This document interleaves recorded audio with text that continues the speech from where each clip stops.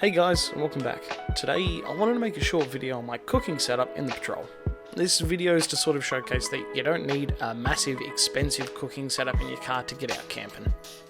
In the back of my wagon is a basic homemade twin drawer setup, and the right one houses all of my cooking gear.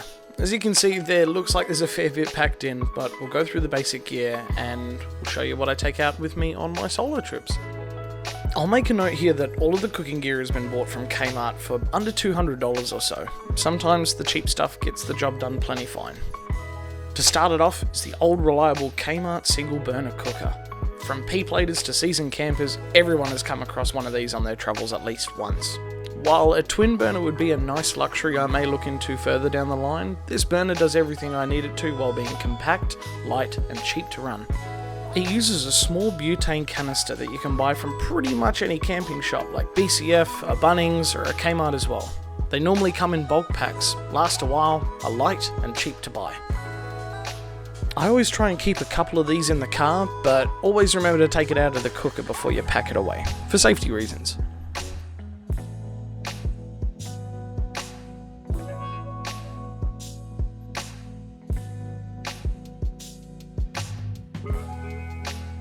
Next up is the pan. To save space, I bought a bag for it to live in, which also contains 2 bowls and 2 plates. The whole design of this setup was to make it easy to get to, easy to pack away, and be cheap for a single person to go camping on. It may seem like a basic thing, but removing the need to pack my plates away separately has saved space in the limited drawer space that I have. My style of camping is generally to only take what I need, so I don't need a crazy massive kitchen big enough to house all these things separately.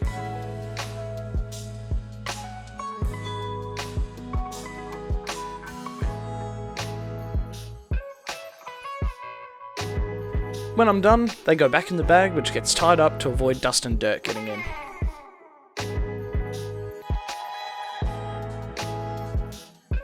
Next up is the utensils. This was a basic cooking set that I also bought from Kmart on the cheap. It houses everything I need, including a knife, a spare chopping board, tongs, and a spatula.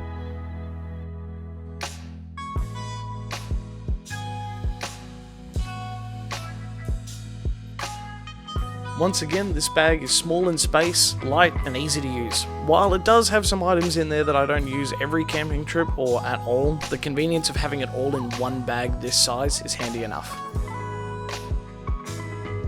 Of course, the old reliable chopping board was going to make an appearance. This was one of the nicer chopping boards that Kmart had to offer, and I'll note that the gutter around the edge helps with cleaning and cooking up after cutting steaks.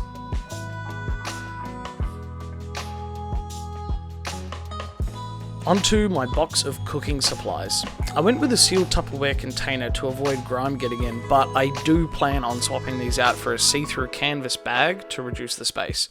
This contains my oil, unopened sauces, and the essential salt and pepper combo.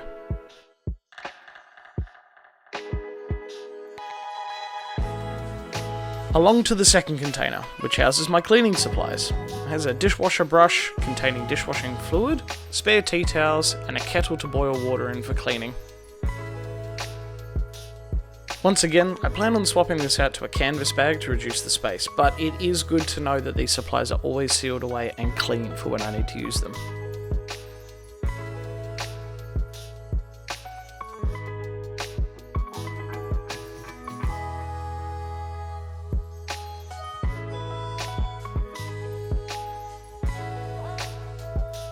Now to my other little cleaning supplies, some barbecue wipes and hand wipes. The barbecue wipes get rid of all the juice and grime on the pan when I finish cooking, and the hand wipes always leave you with clean hands when you're done. I also like to keep a small box of Ziploc bags with me. I found this handy when I do a big cook up and I want to store some food. Just chuck it in a bag, then into the fridge, ready to heat up for the next day.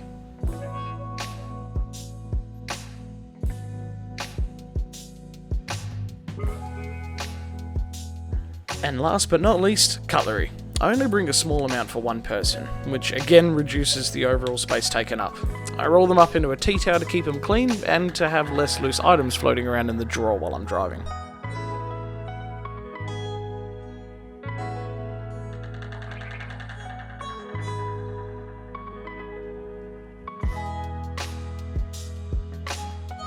And this is the empty drawer.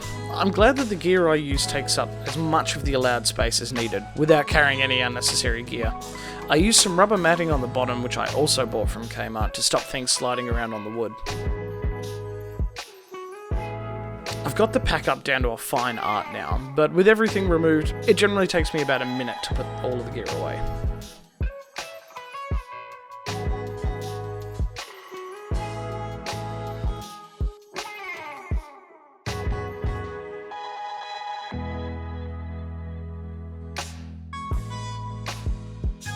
And there you have it, a budget solo camping setup.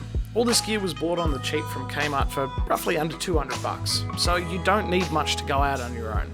If cooking's always been an excuse for you, give this stuff a try. It's all going out in the bush anyway, so don't waste too much money on expensive stuff. I hope you found this video informative and maybe it helped point you in the direction for what you want your camping kitchen to look like. Cheers for watching, and I'll see you in the next one.